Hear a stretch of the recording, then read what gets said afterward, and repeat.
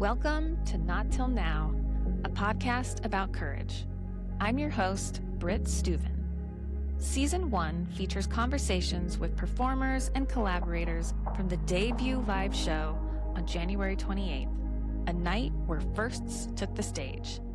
In these chats, we'll talk about fear, the creative process, and what happens after you say yes to something you've never done before. Here we go. Hello, everyone. Welcome back. In the last episode, I interviewed the wonderful and charming Neha Mandhani. And right when we finished recording, she was like, "Who's interviewing you, Brit?" And I was like, "No one." And she's like, "Well, can I interview you?" And I was like, "Yeah." So we're going to be trading places today, which is so special because I'm so honored to share some of my story on here. So Neha, I'm officially handing you the torch. Brit, thank you so much. I am genuinely so excited, so honored, so grateful. I get to talk to you and listen to your why and your journey and, your Not Till Now experience. And let's dive in. Okay. Okay, so you've created such a beautiful space that celebrates doing things for the first time, stepping outside your comfort zone. If I think of your journey, there are so many projects that you could have poured your energy into.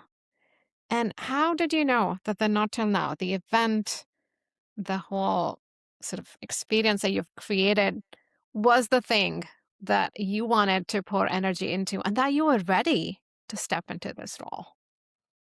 So it's been kind of a long time coming in certain ways. It's been an idea that's been in the back of my mind since, 2015. And I talked about this a little bit with Ed on his interview when he was asking me about it. But over time, I just started to get this knowing, that feeling that you get that I've had a handful of times in my life, right? When you're like, this is the man that I want to marry. Okay, these two people that I know, they need to meet. Yeah. And then they got married, right? Or one day I realized we need to go look at the house right next door to David's parents. And we ended up buying it. Anyway, so I was digging through emails and text messages this morning to try to find that pinpoint moment when I realized that it was time. But I don't recall it because I think it was just this slow burn thing that was happening. And I just decided that it was time. And what's funny is, I don't know if you know this, Moms on the Mic, when it was starting to sell out, I emailed the Lakewood Cultural Center. I was like, "Hey, Moms on the Mic, I want it to be here and I want it to be the spotlight edition and let's do this." And the date was January 28th. And I emailed them in late May when I had just started taking testosterone and was starting to feel myself again and feeling what was possible again. And then that next month, I was like, okay, if I'm going to do this event in this venue, it's got to be Not Till Now. And as I talked about in the intro at the event, ever since hosting the first Moms on the Mic in 2023, I had always wanted to bring everyone together in one room, not just moms and women, which is still so valuable, but I wanted to bring anyone and everyone from any walk of life into the same room. And as every crazy headline would come across my phone and every hint of division would be obvious to me, we're so divided, I would just keep getting this same message of, I want to create a loving room where everyone is together and they're telling different stories from different perspectives and they're seen and they are heard in a context where everyone is prepared to hear them. Yeah. Thank you, Britt. What I found so moving about your story or your response to that question is, we have this perception that when someone does something so big in many ways for the first time. It's like they must have had the perfect plan. There must have been that one like pivotal moment. And I think what your story describes or demonstrates, which is, I think, the more common path is uh, it is often that slow burn, right? It's Yep. often that I had the idea, I didn't do anything with it, but I tried this and that led to this, and then this led to this. Yes. And sometimes I wonder with your story, like if Moms on the Mic had not happened, would this have happened? Right. So I'm shining light on that for anyone listening, thinking like, oh, Brit can do it. I can't. I mean, Brit is special. There is no doubt about that. But I also hope people take away that it is that spark in each of us. And I know we'll talk more about that as we move through the interview as well. Um, to not lose sight of like we each have it in us, right? There is something we want to create. There's a story you want to tell. There is something you want to go try out, and take one step, right? Like if that feels too big, like if going to Lakewood Center feels too big, we'll go to a restaurant or like get 10 women together, get 10 folks together, right? Like do something in your own Hmm. backyard and then see what it takes you. And I'm just so glad that you let us into that view of your world. Yeah, it was all meant to be. Yeah. Yeah. So if we think of, okay, so you had this vision, you put it together, you put it out in the world, you start recruiting speakers, all that good stuff. Um, Tell us more about, you know, what was like one or a couple vulnerable moments for you behind the scenes. So the first one that came to mind was the day I was going to go be on the radio to talk Yeah. about the event.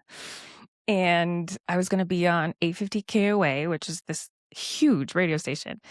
And I was crying into the couch.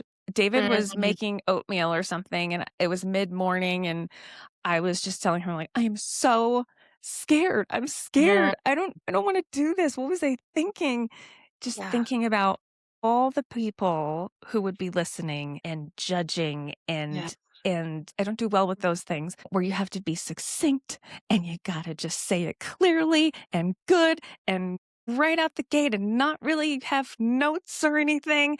And I think the biggest thing that was so scary that day was not knowing what she was going to ask me Mhm. and not having that preparation is. But then once I got there, Mm. everything was fine. I just needed to get there and to be around another human being.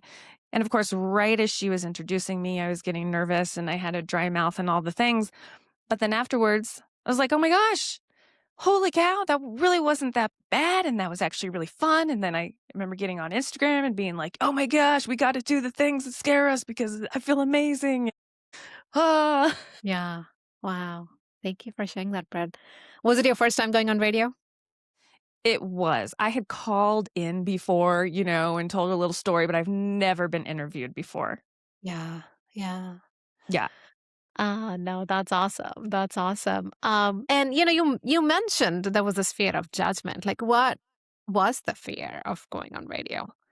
I often worry what people think of me, and Mm, I've mm, been coming a long way with that, mhm. especially recently, but just people thinking like, what if I blanked out or Mm, said something random? Sometimes I can just say some crazy things. What would people be like? What is she talking about? Who is this person? Who does she think she is?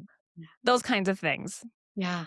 So it's interesting. It wasn't as much about the event itself that you were scared about, but it was how you'd show up in that 2 minute or 5 minute segment. For sure. Yes. And thanks for clarifying that because and then that's what I had to keep reminding myself. This is about the event. Just think about Yeah. the event and the people involved and what you're actually trying to do. The Mm, reason why you're going on the freaking radio mm. is to promote this. It's not about you. It's about everyone else. Yeah. So, Yeah. But Brett, what also strikes me on this piece is we each have different kinds of fears, mhm. right? For you was like the act of being on radio was scary. For someone else, like, oh, the radio is the easy part. I wonder what they're gonna think about who the hell do I think I am to be putting on something like this? And what makes her feel like she can get speakers and she can fill this up and all of that. So also humanizing that we all have fears and they show up in different ways and we work through them. Yes, for sure. So switching gears from like fear to exciting, what was the most interesting or even surprising piece of feedback you received after the event? I have never received so many messages after an event than I Mm, did with this one. I remember one day I was actually laying down to take a nap, mm, and one of my friends who attended called me, and she mm, doesn't usually call me. So I mm. answered, and she was like, "What are you doing?" I was like, "About to take a nap." She's like, "Okay, well, I'm gonna have to tell you all of this later." And I was like, "Wait, no, now you have to tell me now." She's like, "Well, this might just like really excite you." And I'm like, "Well, tell me." And she's like, "Well, that event has changed the trajectory of my family." You know, she was telling Mm, me about the 3 people that she brought. Well, she brought like 7 people, but the 3 people that were very impacted, one of them decided to quit her job and go back to school and start working with kids again. And another one decided, okay, I'm finally going to get that ADHD diagnosis appointment scheduled. And another one is like, I'm going to add a Not Till Now section at the end of this program that she does with women. I mean, gosh, one attendee told me that just seeing the art that was hanging in the Lakewood Cultural Center before the event even began did something to mm, her, and she was like, "I need to get back into art." And then she sat through the event, and after the event, she's like, "This is it. This is the time I'm going to finally sign up to get a certification for art therapy." And I mean, there's all these tangible things that have come of it that I mm. mean, it's it's amazing. It's so inspiring. Wow. Wow. I'm sitting here moved listening to those Yeah. stories. And you know what's so fascinating to me listening to that, being one of the speakers, is we think we need to know people. Like we need to know their entire story, Mhm. right? To be moved by them, we have to read a full book, or you have to be best friends and all of that with someone to be moved by their story or to be inspired by them. But I think what you're describing is you trusting the process, you trusting that you can put this together with no expectation, right? You don't reach out to us as speakers and be like, here's the kind of impact you as speakers have to make on the audience, right? Nobody was attached to any kind of outcomes, including yourself. And then what your audience tells you is, to me, in some ways, actually a manifestation of your vision of like, nobody knows anyone. I mean, some people obviously knew each other. They came with their friends and they knew the certain speakers, but a lot of these stories happened with that. Like, we don't know who people voted for, right? We don't know what they think about what's happening in the country, in the world. But that vision of, we have more in common. Yes.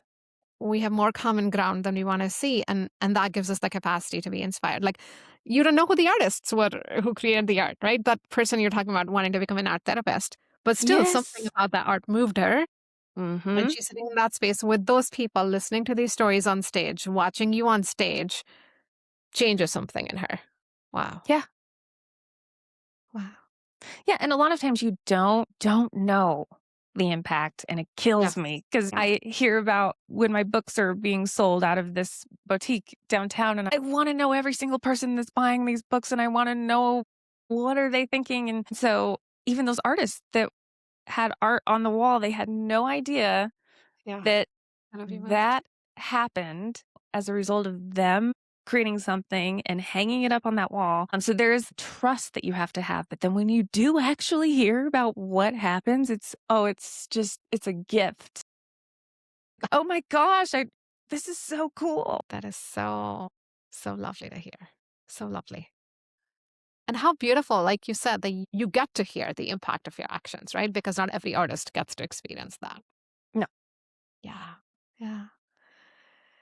So you've created a platform for others to share, their firsts and be on stage and share their story. How has witnessing this collective courage of all your performers, changed your own perspective on what it means to step on stage, be ready for a new challenge, go do something for the first time?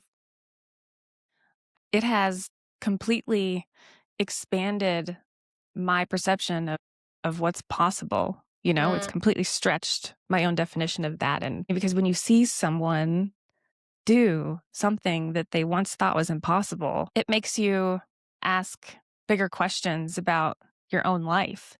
mm, Um, when I was sick this past week, I was watching a lot of TV and I watched this show called Overcompensating. It's mm, on Amazon Prime, and the lead character, his name is Benito Skinner. mm, He got very popular through skits and impressions that he was doing on social media. And then he made a live show called mm, Overcompensating. And his agent was like, hey, why don't you just try to write a script about this? Just mm. try. And he, in this interview that he was in, he said he had some imposter syndrome because he had never been formally trained to write a script. But Sure. this agent gave him permission to try, right? And we don't need permission from anyone Sure. else. But this person reminded him, "Hey, why don't you just try this?" And he wrote it, and he wrote a whole show, and now he's not only starring in it, but not only the writer, but he's the executive producer.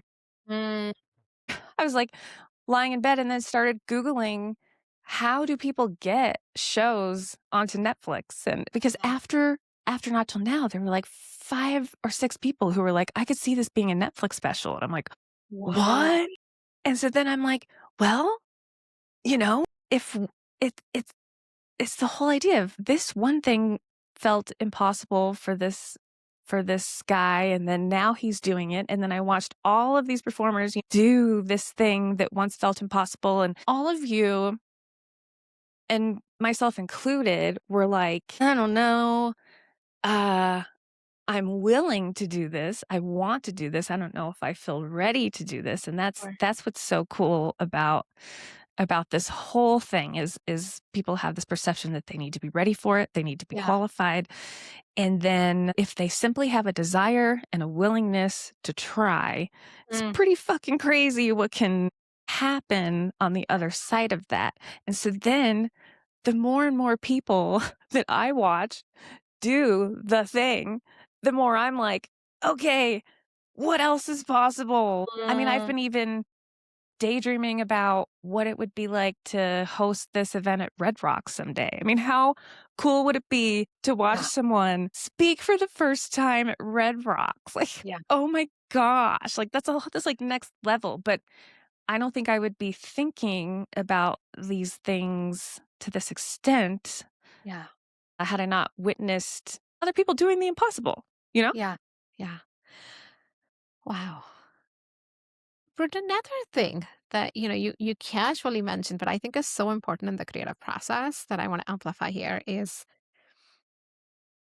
sometimes we watch other people do hard things and it reinforces our belief in ourselves. And so it's not a but, it's an and. People seeing potential in you that you may not have seen in yourself, right? Someone coming and telling you, honey, this can be a Netflix show, For sure. right? And I think you were so good in doing that with all your speakers, right? It's like, I think you can be on stage. So I'm going to open up that door and I'm going to continue running the show and, the podcast now and all of that. Because I know that are people who can do things and I want to open that door for them. And also, I think what your story is also reminding, hopefully, all of us listening is be that person for someone else, whether it's your child, another young person in your life, but even like, the next time a 75-year-old comes and says, well, I'm 75, like I'm too old to go do whatever, is like, tell them, like, no, honey. I mean, I go to the gym, I see that there is a lady, she's 92 and she comes and lifts weights, right? Amazing. And to me, as a 40 something, I always like, I thank her. I'm like, well, I hope I can come to the gym when I'm 92. And I think that to me is also back to what you were saying at the beginning is the power of strangers, the power of people from very different walks of life, being that person for someone else, whether you know them and they're your best friend and you tell them you can go to a Netflix show, but telling a stranger, telling someone you're seeing for the first time, you watch something on TV or, you read a book, go tell the author how it changed your life, right? I And maybe they'll know. be like, okay, wait, I can write another book, right? Or I can do another show. Mhm. And I really think that to me is the power of what people can do for one another, what community, what interdependence, what healthy interdependence looks like as a human species. And thank you for naming that as part of your experience as well. Yeah, of course. But it's a boomerang effect. It's like one person does one thing and then you realize, wait a minute, Yeah. it spirals in a really good Yeah. way. In a really good way. Yeah. So if you could go back to the Brit from, a year ago who was thinking about this, maybe had this idea, what would you tell that version of yourself about, the human and leader she was about to become in This 2020? question. Okay. So yeah, you sent the questions to me in advance. And this was so crazy because the day I read that question, I went back to see exactly what I was doing on that day. A Wow. year ago, our house had just flooded. Our washing machine had been going for 45 minutes and created $30,000 worth of damage in our basement and then some. Oh, I'm so sorry. And then I started having all these health problems and started digging for answers and was finding all these things wrong with my gut and my blood sugar. And it was just a whole list of things. I mean, when it rains, it pours, pun intended, too. I mean, it was pouring from our ceiling in our house. And then through all of that, I was taking a stand-up comedy class and prepping for my first performance in April and doing some open mics, and my worst fear came true when I did the comedy show. I blanked out and reached for my notes, and I dropped my notes, and they went, like, flying into the audience. So I had to hand them to me, and then I recovered, and I got through it, and at the end, someone told me, I really liked when that happened because it made it very human, and it was kind of relieving in a way, and it was really cool to see you just come back from it. And then I was somehow asked to do another stand-up thing in another show, and I was in such a bad place physically and even mentally that I said yes, and then I said no, and he's like, "I just want you to know how low stakes this is, Britt. This is at a Mhm. bookstore in Niwot. It's gonna be okay." So I got through that experience as well, and I read my notes at a show, and I survived, and everyone was okay with that, and I still laughed, and I did my thing. So what I would tell myself is, okay, you're about to go through the ringer with all kinds of things, Mm. but all of these events are going to prepare you for what's to come. And you will feel like yourself again because I was so fatigued at one point that I thought I was dying. Mm. I mean, my testosterone was less than 3. And so as I tell myself that this feels like this is never going to change and you're never going to get out of it, but you will. And once you do feel like yourself again, man, the sky is the limit. And like, that's the thing. Any challenge that we have in life is you can see it as a bummer or you can see it as something that is a gift. And true that was a really tough stretch there for a while. And then, yeah, once I started to feel better over the summer, it was like, let's do this. Life is short. Yeah. Wow.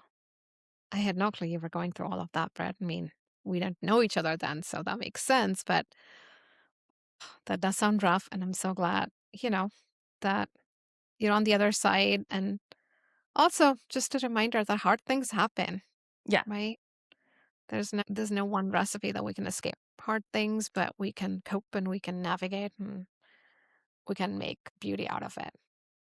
So switching gears a little bit, Brett, this event operates in an industry that often prioritizes, scale and profit. And, your event was so deeply human. It was so intimate. I'm curious, like when you were designing, what did success look like to you? What were your metrics and how did you decide like this is what's going to be enough for me? First and foremost, just getting through it and Mm, doing it yeah. was the biggest priority, to just know that it happened and everyone survived and the spotlights didn't fall and no one broke their legs. There wasn't an earthquake in Yeah. Colorado for the first time ever. Um, but really, like, metrics wise, I knew that the venue could hold 320 people. And so, of course, a part of me was like, that'd be so cool if it's sold out. But I did have this metric in my mind of just get 100 people Yeah. and then we'll go from there. And Yeah. then once I got to 100, I was like, okay, just fill the bottom floor. Just Yeah. fill the bottom floor and then we'll be good. And I'm glad that I asked the guy beforehand what it really feels like. I'm like, okay, so if by chance there is, 100 people, will it still feel okay? And he said Yeah. yes. So I knew that even if somehow Yeah. the proof didn't pull through on this first one, that there would still be, and that's so crazy for me to even say that. 100 people show up and that feels like a bare minimum. I mean, that is something to celebrate. Yes. But when you know that you can go bigger, when you know that there's more possible, of course you're going to think more, more, more. Yeah. But so that was basically it for this one. And I deliberately chose not to do any sponsors like I've done with Moms on the Mic Mm. because I didn't have the energy for it. I was just coming off of the last event in October and this one was happening in, January 28th. And I wanted to see how it felt before I even dug into that. Yeah. Yeah. Um, and what do you think, Britt? Like, what's your experience been in terms of this relationship with success, right? I think of you as having a very grounded relationship with achievement. How do you keep yourself there when there is all this external pressure for more, more, more? And again, it is interesting, right? Like on one hand, you are thinking about, potentially like this becoming a Netflix show, which is so awesome. But even when you talk about it, it feels very grounded. Hmm. It doesn't feel like greed. It doesn't feel like power for the sake of power. Like there is this feeling of creative expression, like the real commitment to that craft of bringing people together, of storytelling. How do you stay grounded when you think of, I'm going to dream big, but I'm going to keep my feet on the ground? How do you do that? Oh, I love that. Um, I think because I've been through so many scenarios where I haven't been grounded. Mhm.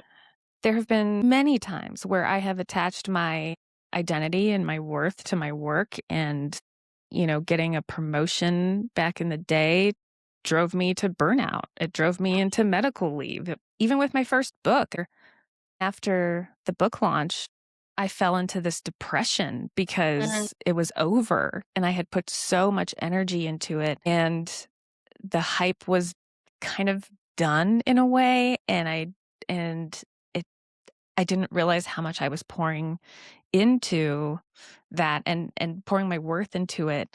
And I think with every passing year, my faith continues to get Mhm. stronger and the more I just really realize what matters in the end, that really helps.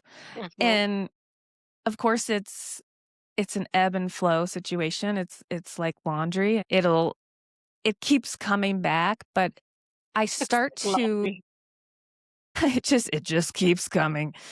Oh my And God, you're funny, Brett. but when that laundry stacks up and I'm starting to feel that tension, I actually know that feeling now and I know where to go and I know how to turn to the Lord and to really Mm. ask him to lead me through this in a way that will give me peace.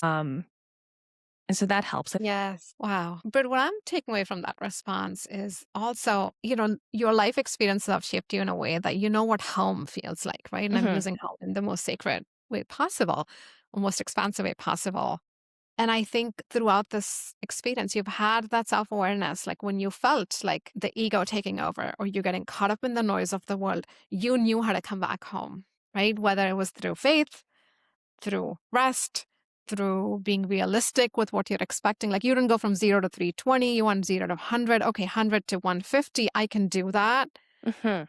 Um, and I think to me, It's all sort of having that self-awareness, having literally your feet on the ground.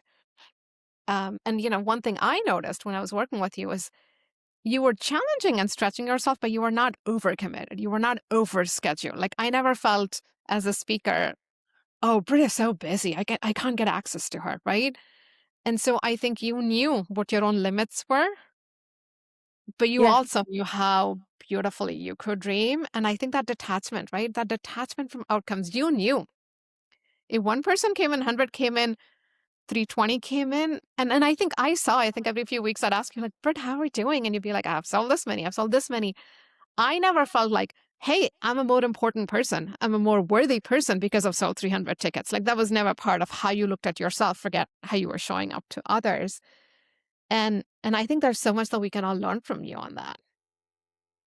Oh, that means a lot. That's a big relief because there's there's a version of me that definitely existed before Yeah. and that feels good to have given off that vibe because yeah, like of course there was stress and Yeah, pressure, but of course. it was a different kind and I knew what my limits were Yeah, and I knew it was important. Like I could have gone crazy with stage decor and I could have, I was even of thinking course. of doing something fun with the programs and all these things. And then I'm like, no, nope. Yeah, I'm focusing on the show itself, yeah, the actual content of the show, and yeah. that's it. Yeah. Yeah. So, your journey started with Moms and the Mic, and I'd say before that, like just you being a mother. I don't think we talk enough about how it expands our view on leadership, how it makes us more humble. And I mean, there's just so much that motherhood brings, even in our professional lives and the work we do. And I'm curious, how did the experience of motherhood change the way you led this event? And you really brought us all together. You brought the audience together, all of that. I mean, I think motherhood does bring a certain humility and it changes your brain and your heart and it does help you to see what really matters. And I think it helps me to communicate better in vulnerable scenarios. And what it has done for me is it has given me a sense of urgency in Mm, a lot of different seasons. I mean, one of the main reasons I wrote my book, Mama Be Present, was to hold on so tight to the toddler season that was just falling through my fingers. Yeah, there's a whole thing about that. I didn't get to experience the first 2 years of his life. We brought Ju home when he was 2, and so there's that. And then there's also the sense of urgency where as soon as he's at school or somewhere else, like, okay, this is my time to just yeah. hit it. And then there's a term for it, right? Where if you have a certain amount of time to do something, you will do it. And Yeah. so if you have 10 minutes to do something, you'll use it. If you have 10 days to do it, you'll use the 10 days to do the same thing you probably could have done in 10 minutes. So I think knowing where there's these pockets of Mm, time has really shaped a lot. So it's not just when he's gone, but then when we're back together, mm, and I know that I just have an hour with him in the morning, man, we make the most of it. And so I think with leading the event, it's the same kind of thing of there's a sense of urgency with every passing year. yeah. As I see him grow more and I see myself age more, I'm like, all right, the window is closing. Let's make Yeah. the most of it. And also, yeah, when you are spending time with people, to be present and look them in the eye. And even if you have 10 minutes, make the most of it. And to Mm, know that some something that happens over the course of 1 minute could be, if you're truly present, it mm. can be remembered forever. Wow. And if I flip the question, like if I was asking your 7-year-old, how did watching his mom go through this? And I know he's 7, and I know I'm not asking him directly, but what impact do you think you being in this project on this journey has had on your son directly? I've been thinking about that and I'm not sure he totally understands. Yeah. He Okay. knows that I do shows and he knows that I've been nervous and he's given me sage advice about that. Like what? And oh, I mentioned this in one of the other interviews. I told him the day of the show, the morning of, I'm like, Jiwoo, I'm doing a big show tonight and I'm nervous. And he's like, why are you nervous? I'm like, well, I don't know. What if I forget something? What if I fall down? What if people don't laugh at me? And he goes, well, mom, if you fall down, you just get right back up. Yeah. And I was like, Wow. you're right. And he Wow.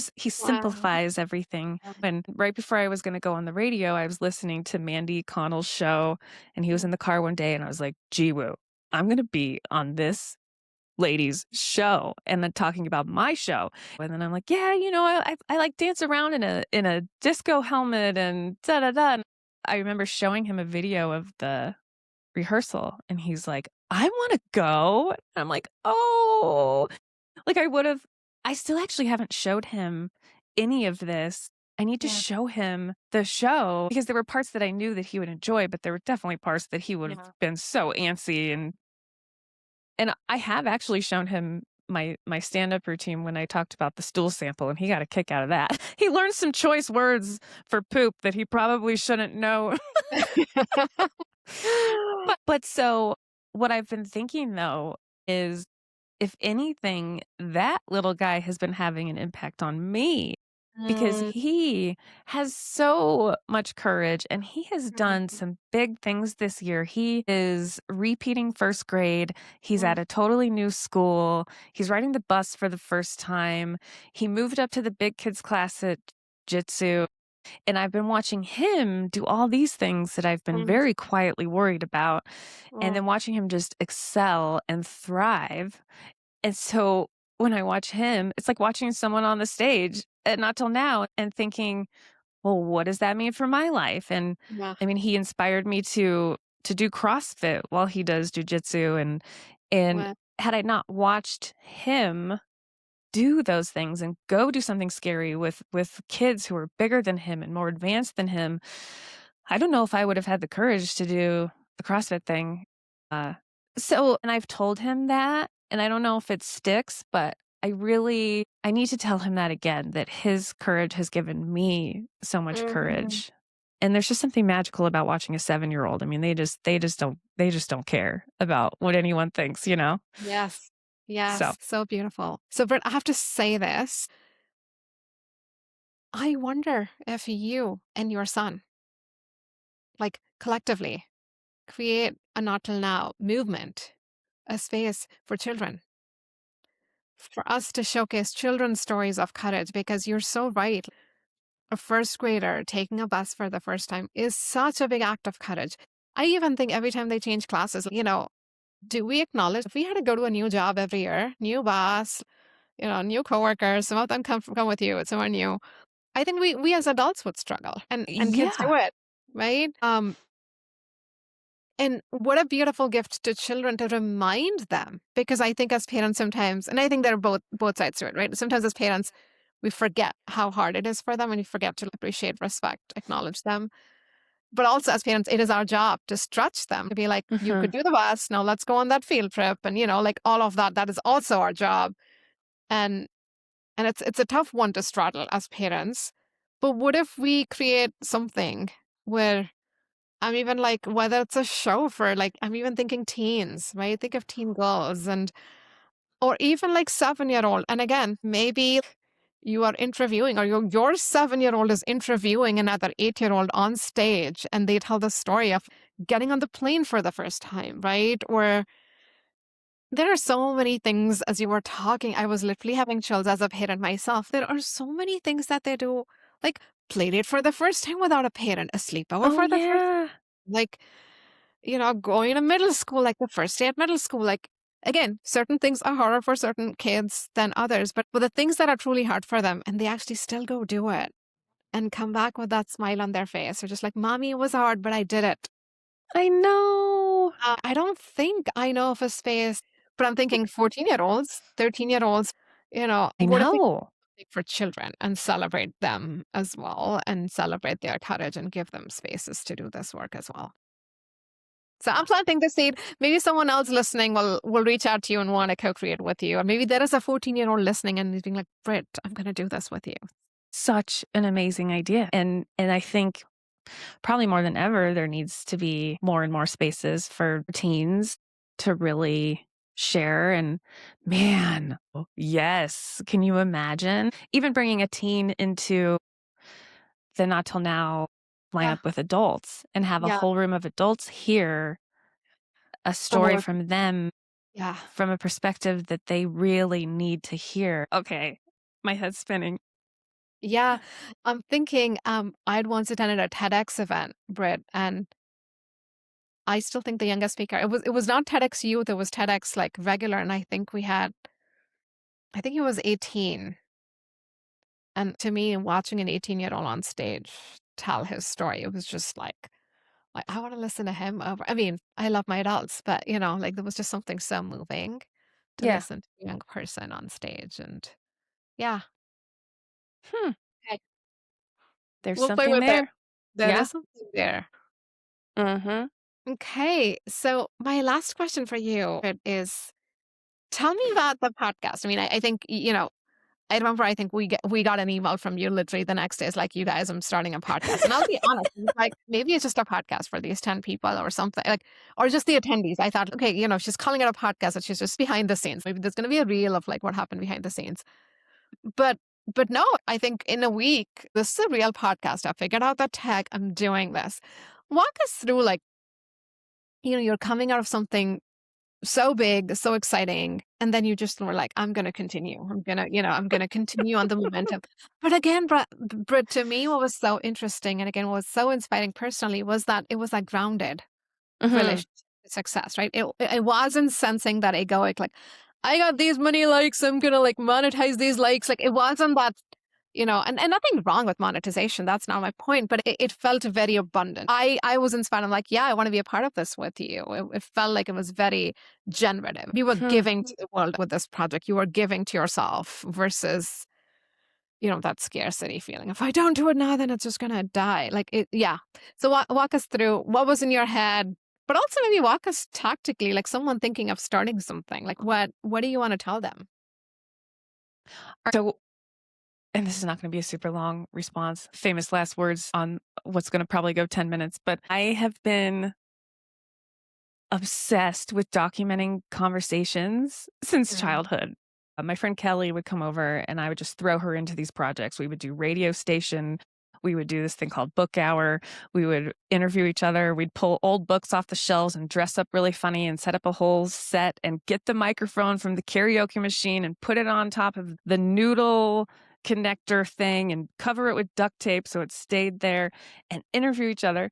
I would record my phone conversations with my friends. I would record conversations with boys. I mean, it was this whole thing. And then even through middle school and high school, I would have people over and we would do dance routines and talk shows again. And it was just, I love documenting things and mhm, videoing and just creating things. yeah, And so then podcasts become a thing and I'm not even really thinking, "Oh, yeah, I could do that." I mean, I remember someone suggested a long time ago with this other project I was doing about break taking. They're like, "Have you ever considered podcasts?" And I'm like, "No," because in my mind, it had to be this big, perfect thing, and you mm, had to be in a studio, and you had to have a lot of money, and you had to know what you were doing. And then when I first started my Substack newsletter, I wrote in there that I would love to write about starting a podcast, and because I mm, wanna start one, and I wanna tell you the process, and I just wanna learn it. yeah, And then nothing was gripping me to commit me to it. I couldn't mhm, quite land on a topic. And then Not Till Now happens. yeah, And suddenly, this thing that felt so far fetched and so impossible suddenly felt possible because I did this yeah, bigger thing, this even yep, bigger thing. I put on a show at a freaking auditorium that took a lot of content planning and a lot of logistics and a lot of learning different things that then made me think, okay, I can do the podcast. But content wise, mhm, what pulled me there was the post show conversations with all of you. mm, Because mm, after the event, we all dispersed. And then the venue closed at 10 p.m. I mean, there were like 20 minutes, I think, of people just kind of running around saying hi bye. And then all of a sudden it's over. And I didn't get a chance to say a Mm. formal farewell to all of you, which is not humanly possible, I think, for all of us at that point. But I wanted more, and I wanted to hear how it really went for you and to talk about just all the things. So then I thought, okay, these conversations are going to be juicy and they're going to be good, and I want other people to hear them. And so then it's just made complete sense to just start it Mm. and to start it now. And then, as I said in my email to all of you, I'm like, I'm just going to start scrappy. I'm going to start on Zoom, and I'm just going to upload those conversations. And then Josh Schumann, he's like, Brit, no, you can get some very basic equipment for not a lot of money that'll make a huge difference. And so then when I started setting everything up, so I'm in my basement bedroom right now, and I have old curtains from Moms on the Mic behind me, and I have a $50 desk that I assembled myself, which was a big deal. And this microphone, this is a new one because I started with one I didn't love.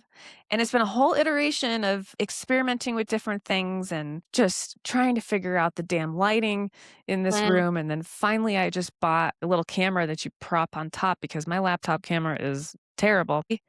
But it was one step at a time, right? It was like, okay, I'm gonna start with the equipment, and then I'm gonna do a free trial on Riverside, which is where I do these recordings. And this platform is amazing, and it walks you through everything. I basically have been Googling everything from what Mm. is a boom arm to what is a pop filter, taking things that Josh said. And I'm like, what is he even talking about? What are these things? And then Googling, how do you do this? How do you do Yeah. that? And then you just Do it. get through it. Wow. This was so lovely, Britt. Is there anything else you want to tell the listeners that we haven't covered yet? Um, you had asked me for someone listening, if there was one thing that I wanted them to know if they had a first. Yeah. And I'm so glad you asked me, because if someone out there does have something that they have been sitting on for years or months, even a few days, and they're like, I don't know, I'm scared. I just want you to know that courage has no credentials, Yes. and you don't need permission, and you don't need a title or a platform or a perfectly polished story to begin. And every person who has ever tried something for the first time that I know personally was not very good when they started. But as you go, you get better. And if you keep a story tucked away, or any sort of art or anything that you feel you need to share with anyone, by keeping that hidden, you're doing others a disservice, Mm. and you're robbing them of something that would help them to possibly feel a little less alone. And as you can see, courage is so contagious. And yeah, your story it's not too small, and what you have to share is exactly what someone else needs to hear. Um, so courage isn't for the most qualified people in the room. It's for the people who are willing to begin, Mm. and the people who are willing to try. And it is insanely amazing what comes from that. Mm. So just do it. Just start.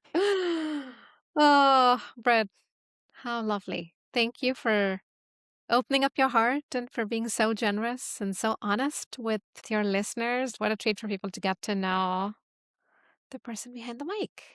Well, thank you for offering and Yeah. for giving me all these wonderful questions and for taking the time to do this. And I clearly have a lot that I want to say.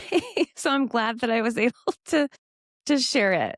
Yeah. No, I'm so glad. I'm so glad we had the chance to have this conversation and to share with everyone. Yay. Thank you. Yay. Awesome. Thank you again, Brett.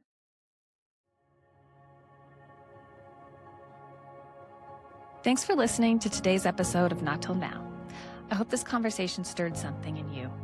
Don't forget to check the show notes for a recap and ways to stay connected. And if you know someone in your life who needs permission, send this to them. See you next time.